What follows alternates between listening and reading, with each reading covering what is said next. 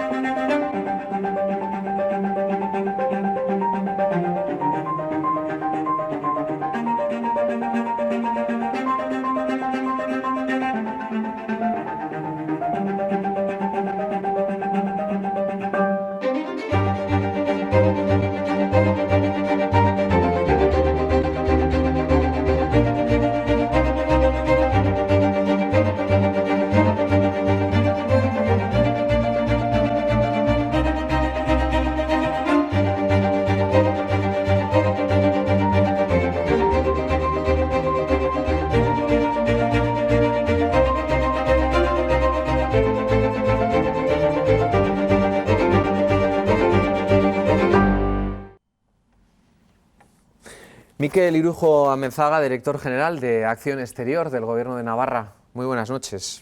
Muy buenas noches, Gabón. Usted tomó posesión del cargo como 8 o 9 meses antes de la explosión de la pandemia. ¿Cómo han cambiado las cosas desde entonces? Y sobre todo pensando en una acción exterior. Pues la verdad es que nos ha cambiado radicalmente, me atrevería a decir, toda la perspectiva europea. Yo creo que somos muy conscientes todos y todas que han cambiado radicalmente. Primero, a nivel operativo, pues nos ha pasado, yo creo que como sociedad, una digitalización galopante, una introducción de todos estos diferentes dispositivos que hay y softwares que hay para podernos comunicar. Entonces la manera de comunicarnos ha cambiado. Pero lo que ha cambiado también es la propia, yo creo que imagen y presente y futuro de la Unión Europea. Creo que es la reacción que ha tenido la Unión Europea desde marzo, pues ha sido muy contundente, más contundente si cabe, reflejada en ese gran fondo inédito e histórico que se llama Next Generation, y eso va a marcar, digamos, la agenda de la Unión Europea para el 21-27, no solo como pandemia y cómo salir de la crisis, sino que vamos a tener una financiación sin precedentes para realizar esa transición ecológica y digital que de otra manera hubiera sido más lenta, eso seguro. Entonces, a nivel operativo, muchísimo, a nivel de Bruselas, ¿qué voy a decir? O sea, Bruselas va de ir a reuniones, de conocer gente, de intercambiar opiniones, experiencias, todo eso está muy limitado, o sea, esto no lo podemos seguir teniendo así a corto o medio plazo, pero a nivel ya más importante de lo que es la Unión Europea, por supuesto, ha marcado un antes y un después, y me atrevo a decir que espero que esto sea una oportunidad, nacida de una crisis dramática, pero que sea una oportunidad como continente para volver a posicionarnos como líderes mundiales en transición ecológica, que ya lo somos, pero también en una transición digital en la que vamos muy atrasados. Ahora vamos a hablar de todo eso, vamos a hablar también de las discrepancias, de qué ha pasado con Hungría, qué ha pasado con Polonia y cómo puede afectar de alguna manera. Ya ha habido un desbloqueo, pero bueno, hay que seguir mirando un poco más adelante. Navarra, en este movimiento telúrico, en este pequeño terremoto que hemos vivido, ¿cómo queda dentro de las regiones europeas ahora mismo? Bueno, todos esos terremotos al final nos tienen su impacto, porque nuestro principal contexto es el europeo. Entonces, como digo, alinearnos, digamos, con esas grandes políticas que van a tener esos grandes brazos financieros, y no solo financieros, o sea, la Comisión Europea está proponiendo también una serie de paquetes legislativos que nos va a afectar y vamos a tener que implementar como puntos de carga eléctricos. Hay una obligación, por ejemplo, ¿no? Es un pequeño ejemplo, pero para ver cómo también este impacto legislativo también producirá aquí unos efectos. Entonces, nuestro reto como Navarra es estar perfectamente alineados con esas grandes políticas que nos marca la Unión Europea, los cuales compartimos. Quiero decir, yo creo que Navarra lleva décadas trabajando en esa transición ecológica, que ya a partir de los años 90 del siglo pasado ya se hizo una apuesta muy clara por las energías renovables que a posteriori a todas luces ha demostrado ser más que positiva, ¿no? Y muy alineada con diferentes estrategias y todo lo que nos viene como planeta, me atrevo a decir. La digitalización, lo decía antes, es algo en lo que sí o sí tenemos que meternos en ese barco y estar punteros. Europa tiene que recuperar el liderazgo, pero Navarra, por medio de la llamada Industria 4.0, por medio de la incorporación de banda ancha a todo el territorio, por medio de esa estrategia, digamos, de digitalización que se aprobó hace escasos 2 meses, pues yo creo que estamos en la buena senda. Venimos hablando de muchos conceptos que nos está dejando la pandemia dentro de la Unión Europea y que de alguna manera es verdad o da la sensación de que se ha pisado el acelerador en estos asuntos que estamos enumerando. Todo, de alguna manera, a través del Green Deal, de esta especie de contrato verde que nos lleva a pasar, de alguna manera, de una forma transversal por distintas consejerías, por ejemplo, por distintos departamentos aquí en Navarra. Acaba de decir usted que la digitalización nos queda mucho todavía y se nos han visto algunas vergüenzas. Esto de la banda ancha, por ejemplo, el hecho de que haya todavía lugares en Navarra que no tengan acceso a la banda ancha, ¿esto qué es? Mira, un primer punto, que eso está recogido en la agenda digital de Navarra.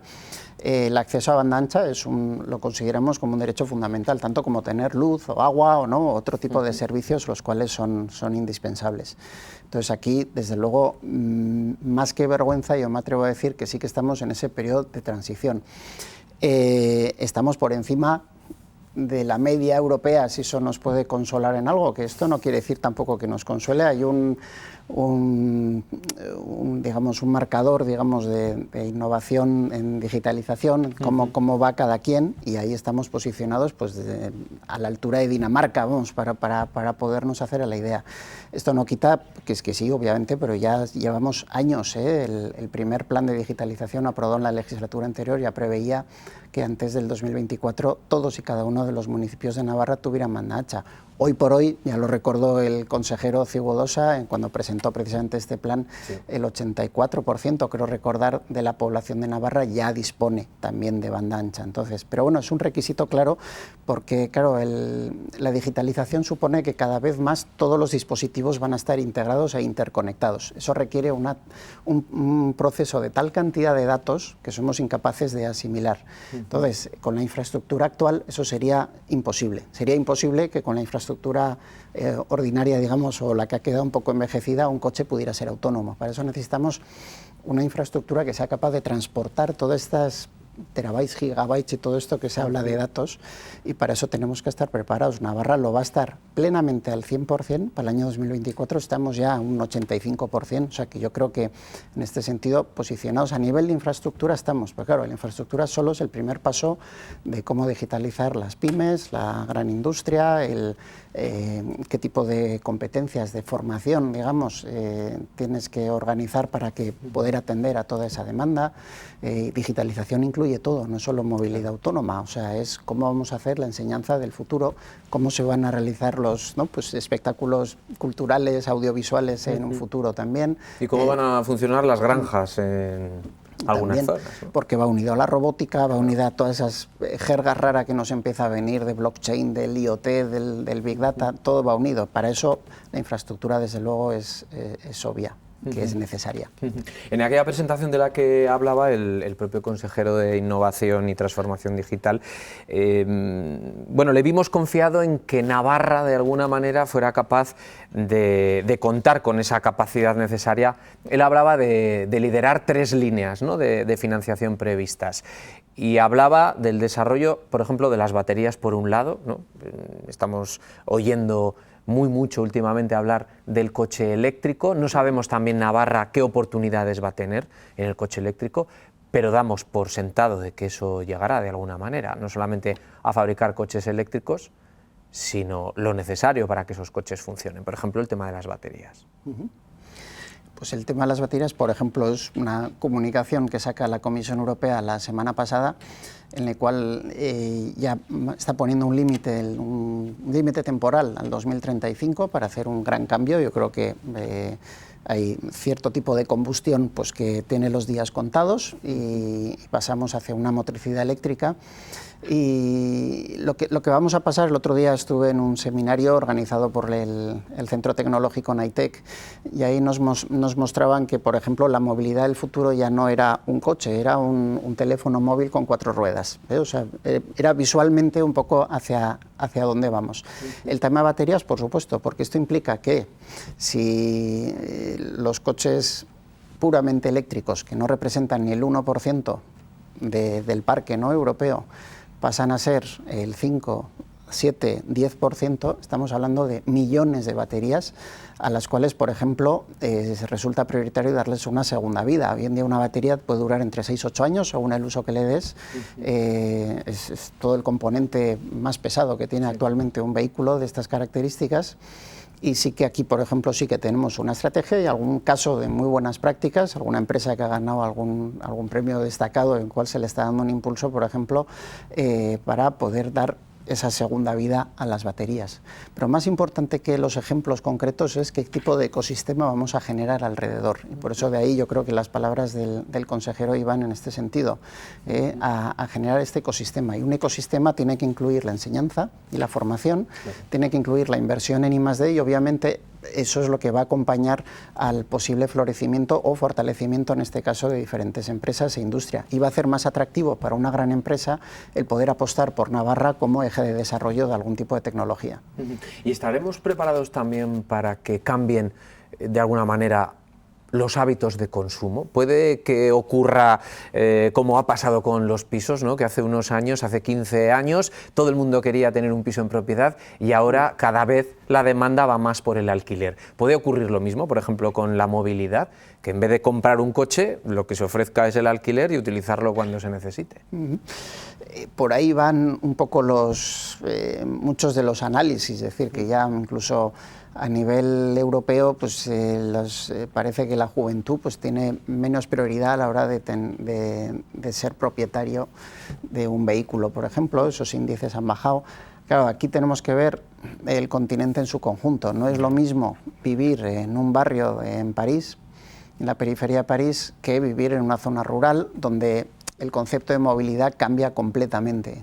Entonces, tenemos que ver también quién y qué se adapta a qué. Por eso aquí en Navarra somos una región pues, pequeña en ese ámbito, en el aspecto poblacional. Somos 650.000 habitantes, no disponemos de una gran ciudad de millones de habitantes donde las necesidades puedan ser otra. Entonces, ese también es otro de los... Estamos llenos de retos, o sea, es que eso es así, a todos los niveles. Entonces, el reto que tenemos aquí es cómo compaginar nuestro nivel de vida, teniendo en cuenta que a nivel poblacional no podemos competir con un Madrid, un París, un Londres, un Frankfurt, ¿no?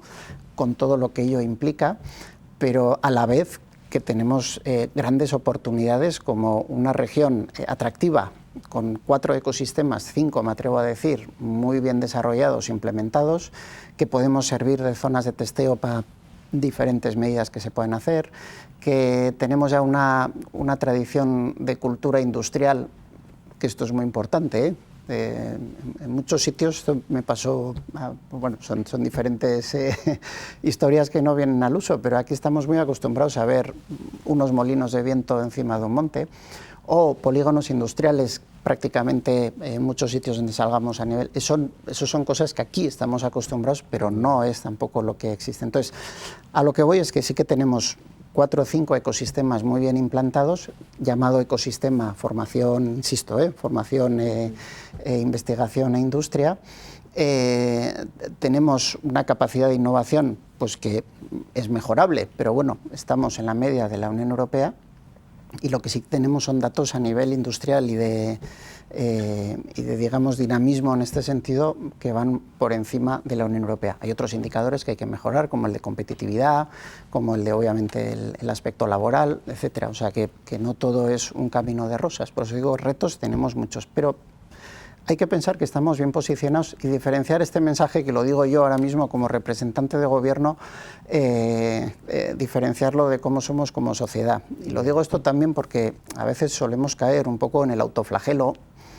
Estoy derivando un poco en la respuesta, pero somos un poco tendentes a caer en el autoflagelo, considerando que decir algo positivo es estar posicionándose con una postura o un gobierno determinado, y no es así. O sea, somos una gran comunidad, tenemos una gran potencialidad. Eso se ve cuando te toca representar a esta comunidad foral en Navarra, en Bruselas. ¿Y por qué lo digo? Porque tenemos tejido, insisto, empresas que, si estamos hablando de fotónica, tenemos quién está realizando tal, tenemos un laboratorio que tiene una línea de investigación. Puedes llegar a cualquier congreso, me atrevo a decir casi a cualquier congreso que se esté celebrando en Bruselas, y poder presentar una buena práctica con, insisto, este ecosistema completo. Hemos hablado antes del desarrollo rural, del medio ambiente. La propia consejera también, Itziar Gómez, estaba implicada de alguna manera en esa puesta en marcha o en esa manera de mirar al futuro, porque Navarra al final va a tener que ir encajando un poco, ¿no?, en todas estas partidas. ¿El Pacto Verde Europeo es una oportunidad para la comunidad foral? Sí, por supuestísimo. ¿Es el reto más importante que tiene por delante, aparte de saber gestionar bien el dinero que viene de la Unión Europea? El Pacto Verde con la digitalización, me atrevo a decir, porque van de la mano muchas veces. No, el Pacto Verde es que es un plan de planes. Atrevo a decir, incluye tal cantidad de acciones y de estrategias dentro del propio Pacto Verde, que en algunas de ellas para nosotros va a ser extremadamente prioritario, en otras no. Me explico. Dentro del Pacto Verde, por ejemplo, existe la estrategia del metano, algo que aquí sí es verdad que no tenemos un tejido ni industrial ni investigador que haya desarrollado, digamos, la posible aplicación del metano, ¿no?, como energía. Pero hombre, otras sí. Es decir, hablando de la consejería de la consejera Itziar Gómez, por ejemplo, la granja a la mesa, ¿no? Todo lo que es el cambio, digamos, que quiere impulsar la Unión Europea hacia esa agricultura más, no solo ecológica, pero más sostenible, y teniendo en cuenta que ese puede ser nuestro sello en el mundo, no solo como, pues eso es un reto importante que tenemos. Está la estrategia de hidrógeno dentro, está toda la estrategia, digamos, que nos va a venir de renovación de edificios, que eso, con el apoyo del Next Generation, va a ser algo que visualmente vamos a ver muchos. De aquí a los 6 próximos años vamos a ver mucha renovación de edificios, que viene impulsada también por esa financiación clara. Y una construcción sostenible también, de alguna manera, ¿no? Sí. O sea, la Unión Europea somos el único continente que ha conseguido reducir emisiones en el mundo. Somos el único continente, todos los demás no consiguen. Estados Unidos lo ha medio controlado, pero no consigue. América como tal sigue subiendo en emisiones, y eso se ha convertido en nuestro sello. Parte de eso que se llama estilo de vida europeo, que la Comisión lo ha acuñado como sello, es el sello verde, por decirlo de alguna manera. Somos el continente más verde. Y esto no es solo una cuestión ideológica, es una cuestión comercial. Así nos ven en el mundo. En el mundo somos el continente que tiene este sello verde. Y esto es muy importante también a nivel comercial, porque la batalla de precios ya la perdimos. Con lo cual, insisto, todo esto, este sello verde, digamos, que tenemos, hay que saberlo. Me he perdido. Hay que saber, sí, de alguna manera, estábamos enfocándolo desde el punto de vista del medio ambiente y del desarrollo rural, los retos que también el departamento de Itziar Gómez tenía por delante, pero de alguna manera el flujo o la oportunidad que el Pacto Verde le pone encima de la mesa a Navarra. Lo había dejado en la renovación de edificios, eso, por eso me he empezado con la marca verde de Europa, y me he ido. No, la renovación, digamos, bueno, también ahí tenemos el reto por delante. El título lo ha puesto la Unión Europea, que es Nueva Oleada de Renovación. Con ese nombre yo creo que lo indica todo. y pues, que la construcción es el responsable de cerca del 40% de las emisiones.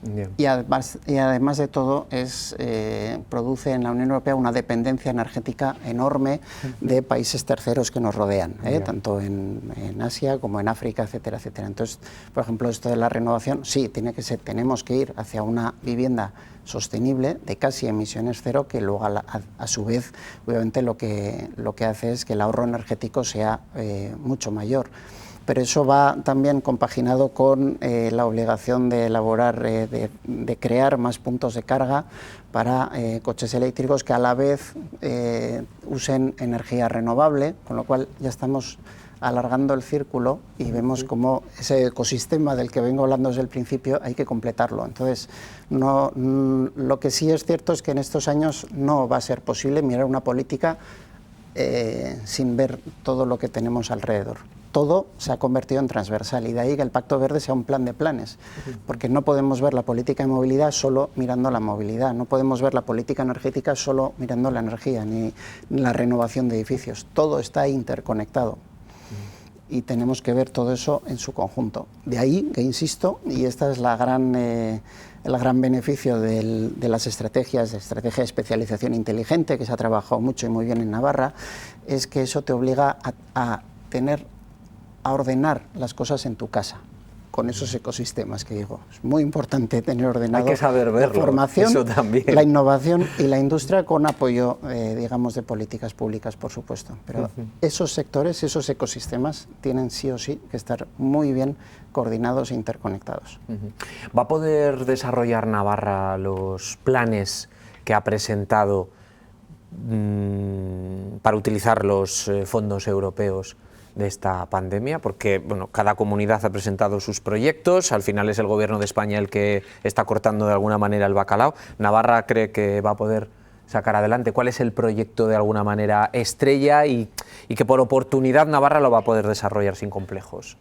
Sí, nosotros precisamente alineados con eso, bueno, primero, entre comillas, pues ya hicimos un análisis previo y adelantándonos, digamos, incluso a no se sabía a la adopción de lo que era el Next recibir. Generation y si iba a venir o no dinero, y hicimos el plan Reactivar Navarra, Nafarroa Susperto, en el cual ya incluimos, mediante un debate de participación amplia, pues muchísimos posibles acciones que nos harían falta para salir de esta crisis sanitaria y a la postre económica. Entonces ya teníamos un documento de base donde ya habíamos, digamos, no solo a nivel de departamento de gobierno, por supuesto, pero yo creo que fue un debate que se sacó en la sociedad, trabajado también en estos ecosistemas a los que me he estado refiriendo de innovación, formación e industria, o sea, ya se había contactado con todos estos diferentes sectores, ecosistemas para elaborarlo. Luego llegó el Next Generation, que marcó una pauta sobre todo de cómo iban a ser distribuidos. Una distribución pues, que irá canalizada vía presupuestos generales del Estado. Ya lo sabemos, el Next Generation va al margen de lo que es el presupuesto ordinario de la Unión Europea. Es un paquete financiero terrible, 750.000 millones de euros, de los cuales el 90% es el Next Generation, que se inyectarán, solo gráficamente es como coger una gran inyección y entender que ese dinero irá inyectado a los presupuestos generales del Estado. Serán los Estados miembros en toda la Unión Europea, incluyendo el nuestro, el que decida cómo se va a hacer el reparto. Ya hemos visto que hay ciertos pasos, ya se han dado muchos, con la aprobación de los presupuestos generales del Estado, de cómo va a ser ese reparto. Pero bueno, ya vemos también el plan España Puede, hay que estar alineado con él y ahí hay que ver realmente pues, cómo vamos introduciendo nuestros proyectos. Se podrá hacer, habrá un reparto también autonómico, ya se ha anunciado, con lo cual, como digo, iremos viendo de aquí a los próximos años. En el plan de renovación va a ser muy visual porque empezaremos a ver más obras a nuestro alrededor. En otro plan más de innovación serán efectos a más largo plazo y a lo mejor menos visuales, pero que también los vamos a ver. ¿Creíste en algún momento que el obstáculo, que las piedras en el camino que habían puesto Hungría y Polonia podía complicar mucho más las cosas, o al final iba a haber acuerdo? Bueno, yo creo que el acuerdo tenía que haber sí o sí, pero claro, la verdad que... Pero como se necesita la unanimidad, Sí, ese sí. es el problema, ¿no? Bueno, ese es uno de los problemas que tiene la Unión Europea, ¿no? No deja de ser una unión de estados y como tal en los aspectos críticos pues todavía se mantiene esa unanimidad que ha ido desapareciendo en la mayor parte de la adopción de decisiones, pero que aún en estos grandes temas se mantiene. Bueno, ahí tenemos una tensión clara con lo que son estos valores que defendemos en la Unión Europea.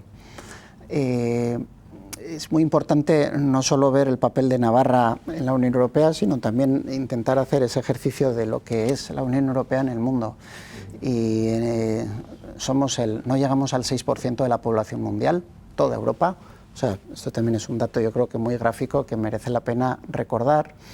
Y tenemos un crecimiento de otros países, continentes, que no tienen nuestros valores, ni tienen y a veces ni los comparten. Quiero decir, una de las lecturas del confinamiento pues fue leer sobre un país asiático en el cual un ministro, digamos, de ese país pues expone claramente que los derechos humanos no son un valor universal. Lo escribe. O sea, es un debate que ya está por ahí en el mundo. Y el sentido democrático es algo que está disminuyendo en el mundo. Hay un 13% menos de países, entre comillas, catalogados democráticos en el 2020 que en el 2005. O sea, vamos para atrás. Entonces, de ahí que se estén empezando a poner ciertas líneas rojas, incluyendo a socios internos, como en este caso puede ser Polonia y Hungría, para respetar esos valores claros que tiene la Unión Europea, y uno de ellos obviamente es el respeto de los valores fundamentales. Está en el tratado, pero yo creo que está en el espíritu de la mayor parte de los europeos. Y de ahí vienen las tensiones, porque siempre hay que empezar a ver, de ahí que también el carácter democrático, respeto de estos valores se esté introduciendo en políticas como Next Generation, pero también en políticas regionales, estructurales, etcétera, etcétera, porque el debate de fondo es enorme. Es mundial, es enorme y es otro de los retos que tenemos, ahí es nada. Pues en la próxima entrevista hablaremos, entre otras cosas, de cómo vemos la Europa dentro de 10 años, si con más o con menos países de los que tiene ahora. Mikel Irujo Amezaga, director general de Acción Exterior, muchísimas gracias. Vale, vosotros, qué Buenas noches, gracias.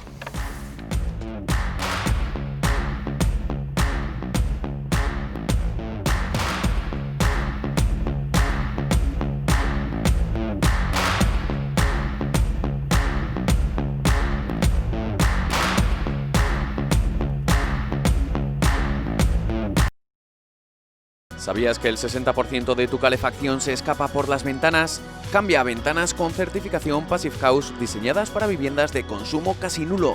Renoven dispone de un centro exclusivo de fabricación de estas ventanas único en Navarra. Además, disponemos de instalaciones en toda la zona norte para ayudarte a ahorrar en calefacción. Renoven, ventanas para toda la vida.